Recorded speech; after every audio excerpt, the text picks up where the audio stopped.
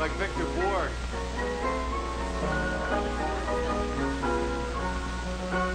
I was American. I was a good guy.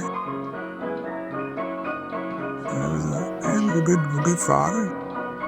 I was a good grandfather. Good husband.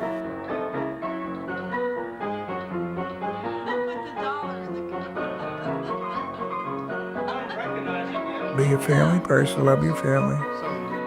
March. Be a good person. Help others. My mother was always helping other people. Freedom is important. It's in my family. My family fought in a Revolutionary War. I think there's some of that blood in there. My mother was very loyal or very patriotic. Work for the silver line. Instead of getting drafted, I signed up for the National Guard, Reserves. And I went into the National Guard in 1957. And I went to Fort Dix in New Jersey for my basic training. And then I was in the Signal Corps, so I went down to Fort Gordon, Georgia.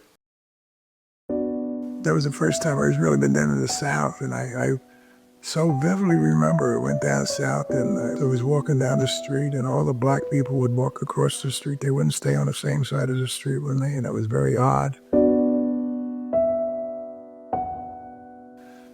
And then they went to the play. They had a white fountain. It was a water cooler, and a black fountain. It was all grimy and everything. And it was really sad. And the black people lived in these terrible cottages down. Augusta was where Fort Gordon was. That was my first real exposure to this deep segregation in the South. The Army was very educational. You got to meet people from all over the country. You got to know kids from different parts of the nation, and you got a sense of loyalty to your country.